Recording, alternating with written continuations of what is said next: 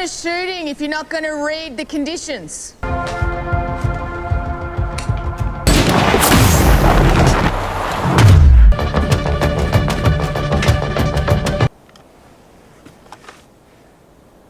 Yo, barudak kali ini kita akan bahas film aksi yang penuh ketegangan. Bayangin aja seorang mantan sniper yang sudah pensiun harus kembali mengangkat senjata demi melindungi putrinya dari musuh lama yang sangat berbahaya.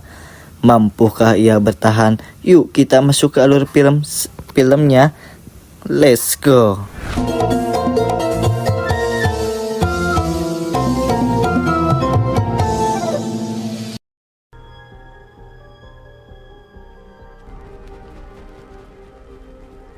Di kawasan terpencil Australia hiduplah seorang ibu tunggal peran tangguh bernama Chris yang tinggal bersama putrinya bernama Anya. Suatu pagi saat jogging di sekitar lahannya, Chris melihat mobil putih asing mendekat. Melihat sesuatu yang jarang terjadi di tempat terpencil seperti ini, Chris pun langsung pulang. Tak lama setelahnya berangkat, Chris langsung bersiaga menghadapi mobil putih misterius tadi. Chris pun mendekat dengan bulldozernya. Ia bahkan hampir menabrak pengemudinya sebelum pria itu memberikan kartu nama dan memperkenalkan dirinya sebagai Philip. Ia mengaku utusan perusahaan yang ingin membeli lahan milik Chris untuk ditanami sawit. Namun Chris langsung menolak dan curiga karena Philip terlihat terlalu tahu identitas pribadinya. Now that would be pillow talk, wouldn't it? Kecurigaan itu pun membuat Chris langsung masuk ke rumah dan mengambil senjata tanpa banyak basa-basi. Ia pun langsung menembak mobil Philip hingga terguling.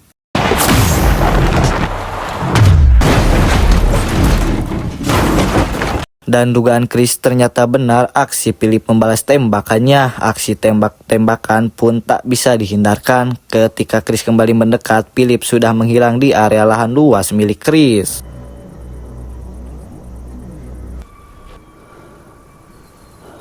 Untungnya, Chris tiba-tiba teringat kartu nama Philip yang tentu saja memiliki nomor ponsel atau nomor WA-nya. Ia langsung menelpon nomor itu hingga nada dering HP-nya Philip terdengar keras di tengah semak-semak.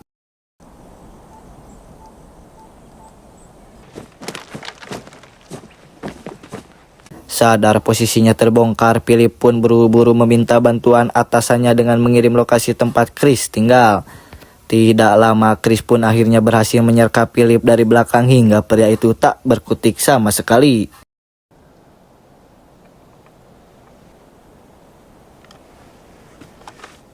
Sebelum tewas, Philip sempat memperingatkan kalau majikannya yaitu The Dragon akan segera datang ke tempat itu. Mendengar nama itu, Chris pun langsung panik dan buru-buru membuka kembali koper senjata yang sudah lama ia simpan. Chris lalu membereskan semua jejak dengan membakar mobil Philip.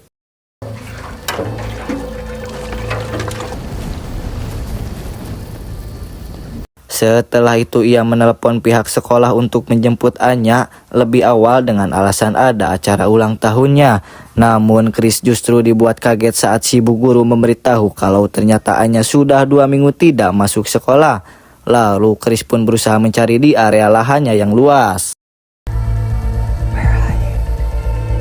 Karena tak bisa menemukan putrinya, Chris pun segera menghubungi sahabat lamanya yang bernama Damian. Chris kemudian menceritakan bahwa Dragon ternyata masih hidup dan kini kembali mencarinya.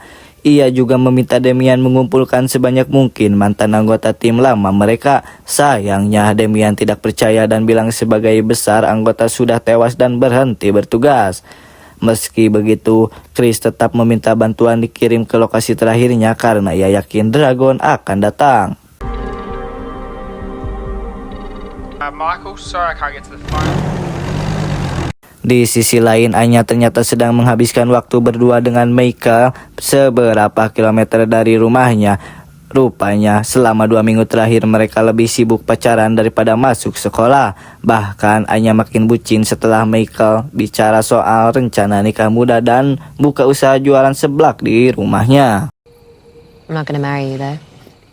Saat Chris masih sibuk mencari putrinya sampai malam, sebuah pesawat diam-diam menerjunkan sniper misterius di dekat lahan rumah mereka.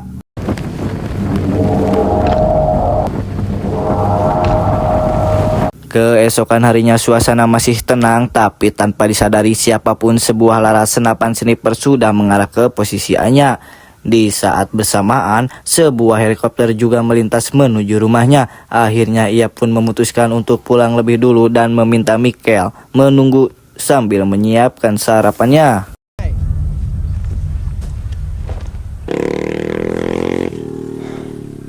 Namun di saat Michael lengah, satu tembakan presisi tiba-tiba menghantamnya. Michael pun tewas ketika di tangan sniper misterius. Ternyata sniper misterius itu adalah The Dragon.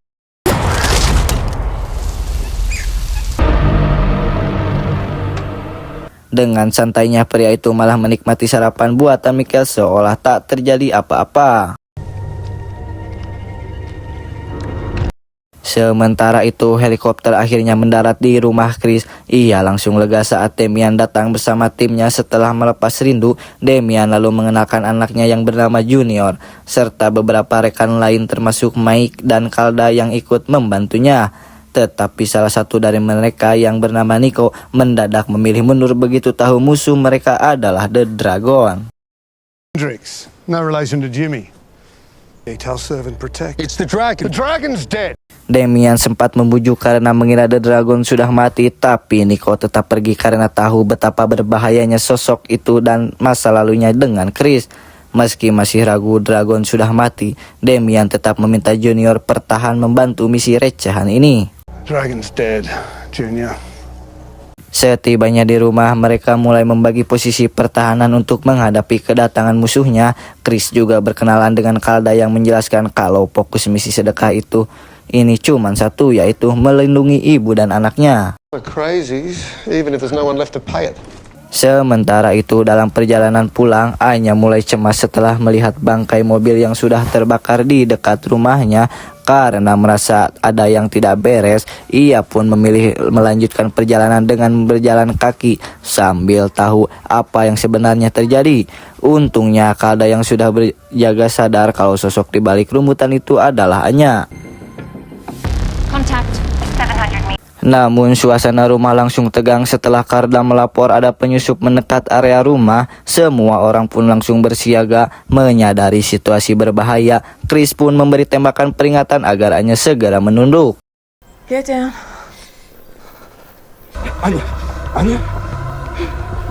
Tapi tiba-tiba sebuah tembakan dari arah lain mengarah ke Anya dan membuat semua panik mengira gadis itu tertembak musuh.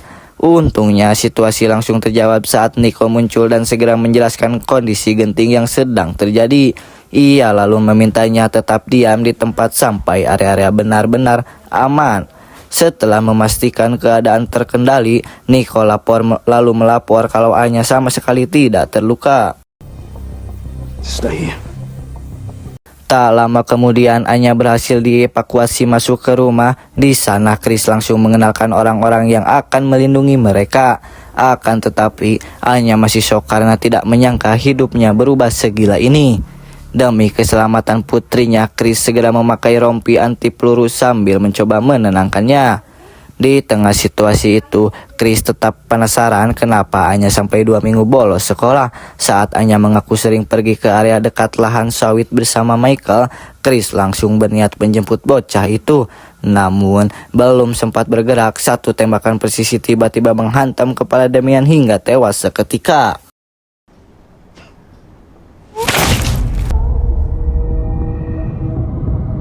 Kematian itu pun langsung terdengar lewat komunikasi tim dan membuat Junior shock karena ayahnya jadi korban pertama dalam misi gratisan ini. Setelah kejadian itu, semua kembali bersiaga dalam pertempuran sunyi tanpa arah musuh yang jelas untuk mencari posisi Dragon. Chris bahkan nekat memakai jasa Damian sebagai umpan. Sayangnya, rencana itu justru membuat Calda ikut tertembak mati karena Dragon ternyata sudah semakin dekat ke rumahnya.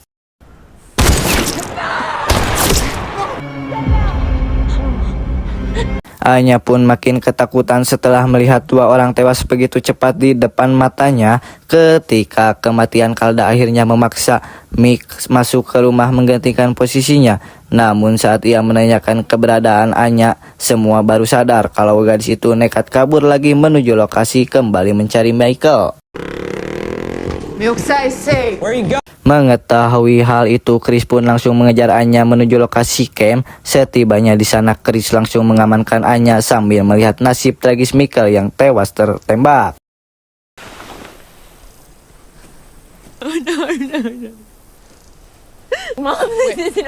We're gonna stay with him. Singkat cerita, malam pun cedem. Junior dan mendengar ulah dari si Dragon yang sengaja menembaki lampu luar rumah Chris, menyadari posisi mereka mulai terbaca.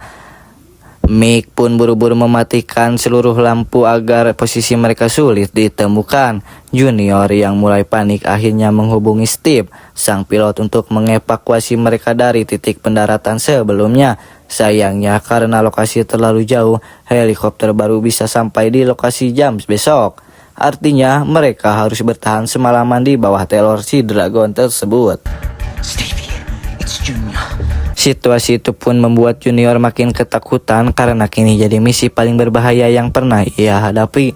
Di sisi lain, Chris memutuskan tetap bertahan di tempat camp, merasa pulang ke rumah justru lebih beresiko. Di tengah situasi itu, Anya mulai meluapkan kekesalannya dan menyinggung masa lalu ibunya yang membuat musuh datang. I don't know you at all, do I? Bahkan Anya sulit percaya kalau korban Chris dulu mencapai 116 orang. Chris lalu menjelaskan kalau Dragon memang suka menyerang mental lawannya dengan membunuh orang terdekat. Sama seperti yang terjadi pada Michael, karena itulah Chris menegaskan mereka harus tetap fokus bertahan hidup. Namun Anya justru semakin kecewa pada masa lalu Chris karena merasa tidak pernah diperlakukan seperti anak sendiri. Bahkan dulu saat Anya mencoba menelepon Chris, yang mengangkat adalah malah pria lain yang selalu menemani tidurnya melalui suara. You survive. I called you so many times. Keesokan harinya, suara helikopter Steve akhirnya datang untuk mengevakuasi. Namun Dragon langsung menembak mesin helikopter itu hingga meledak dan jatuh. Dragon lalu kembali membidik Anya yang berlari menuju ke rumahnya. Anehnya, ia terus menembak tanpa benar-benar melukainya. Sayangnya setelah tembakan itu, Chris masih kesulitan menemukan posisi Dragon yang terlalu ahli berkamuflase.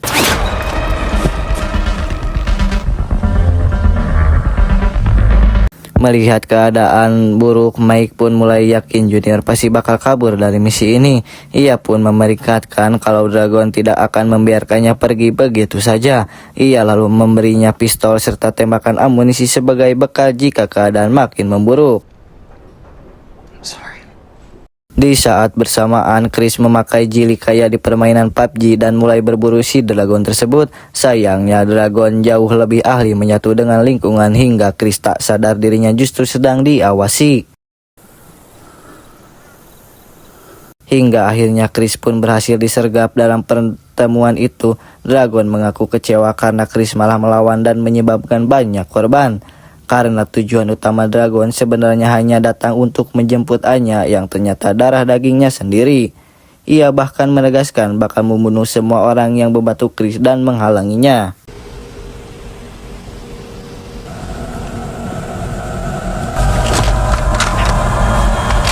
Sebelum membunuh Chris, Dragon mengajak Chris memainkan permainan lama mereka untuk saling memburu dengan satu peluru. Dragon lalu melempar satu peluru ke tanah, namun begitu Chris mengambilnya, Dragon dengan cepat menghilang tanpa jejak. Sementara itu, Junior nekat berusaha kabur menjauh dari lahan Chris. Sayangnya ia tak sadar kalau Dragon terus mengawasi pergerakannya hingga hampir tertembak dari kejauhan. Chris heran melihat Junior malah berlari di area pantauan Dragon. Ia pun mencoba mendekat untuk menyelamatkan anak rekannya itu meski masih belum tahu posisi Dragon berada.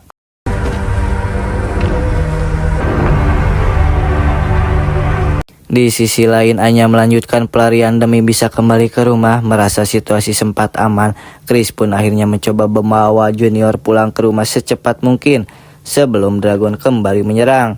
Namun di tengah pelarian, sebuah tembakan mengenai Junior hingga membuatnya makin sulit bergerak. Ironisnya, Chris tetap belum bisa menemukan lokasi Dragon setelah tembakan itu dilepas. Backwards. Okay. 500. then west. Up now! Di tengah perjalanan, Nico sempat melihat kilauan cahaya yang ia kira posisi si dragon. Ia pun berhenti mencari sudut tembak, namun tak lama Chris sadar itu adalah jebakan agar dragon tahu posisi Nico saat melepaskan tembakan. Dan tak butuh waktu lama, Nico akhirnya ikut tumbang jadi korban kecerdikan dragon yang jauh lebih berpengalaman. Nico! Kini Chris semakin tertekan karena yang tersisa tinggal Mike dan Junior yang bahkan belum siap menghadapi situasi seperti ini. Sementara itu di rumah Anya akhirnya sadar kalau Mike adalah pria yang dulu sering menemaninya lewat telepon saat Chris sibuk bertugas sambil memakan roti. Mereka mulai bernostalgia tentang masa lalunya. Ia juga menjelaskan kalau Chris sebenarnya sosok yang paling peduli pada timnya dan sangat mencintai Anya. Two psychopaths full of plastic. Tak lama kemudian Chris berhasil membawa Junior masuk ke rumah. Di sana Mike langsung mencoba mengobatinya. Mike lalu meminta Chris menyembunyikan Anya ke tempat aman. Tapi Chris malah mengatakan kalau Dragon sebenarnya tidak akan pernah melukai Anya. Ucapan itu pun membuat Mike dan Anya pun bingung. Di saat bersamaan, Junior yang sudah kehilangan banyak darah mencoba duduk di dekat jasad ayahnya sebelum akhirnya ia meninggal tepat di sampingnya.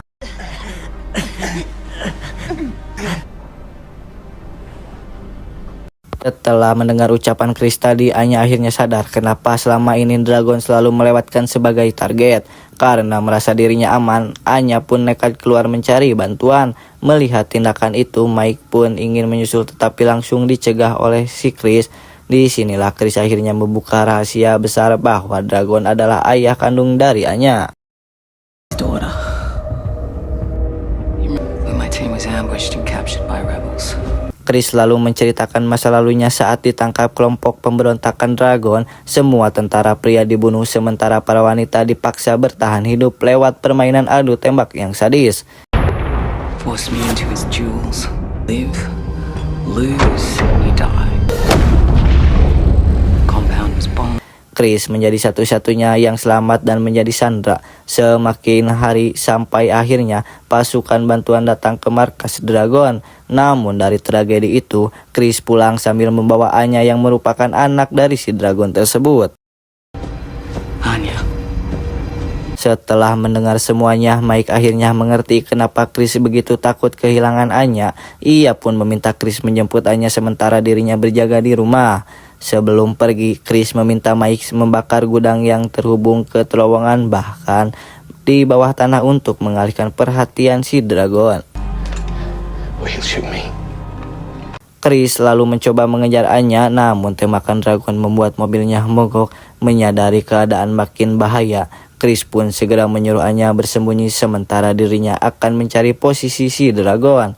Sayangnya, serangan berikutnya justru merusak skop senapan Chris hingga membuatnya kesulitan membalas tembakan. Okay. Anya, say, where's milk? Di dalam bersamaan, Chris menghubungi Mike yang masih berada di rumah dan mintanya membakar gudang yang terhubung terowongan bawah tanah sebagai pengalihan perhatian. Namun ledakan itu justru membuat Anya panik karena mengira Mike terluka hingga ia nekat berlari kembali ke rumah. Kesempatan itu dimanfaatkan oleh Dragon untuk keluar dan menghampiri Anya. Sayangnya, Chris tak bisa menembak karena skop senapannya sudah pecah.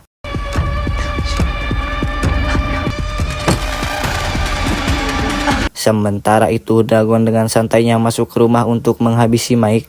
Namun tepat saat Mike tertembak, Anya langsung memakai senjata andalannya yaitu busur panah dan berhasil mengenai kaki Dragon.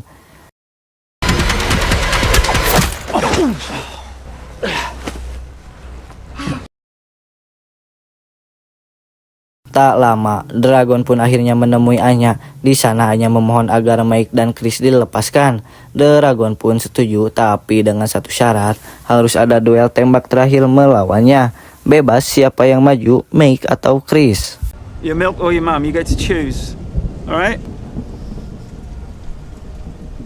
Singkat cerita, Chris pun akhirnya kembali berhadapan dengan pria yang dulu menghancurkan hidupnya. Dengan bantuan Anya yang memakai teropong, Chris diberi kesempatan menembak lebih dulu.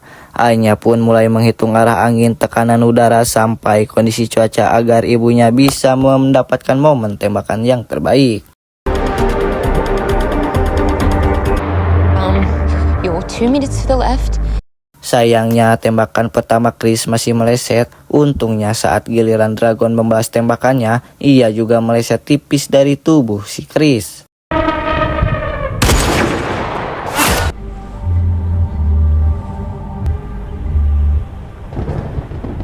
Masuk ke kesempatan kedua, Chris mulai lebih tenang mengikuti arah Anya. Namun, hujan mendadak turun dan membuat arah angin berubah. Saat tembakan dilepas, Anya sempat panik dan mengira ibunya gagal lagi. Apalagi Dragon langsung kembali membidik Chris. Untungnya, tembakan kedua Dragon ikut meleset.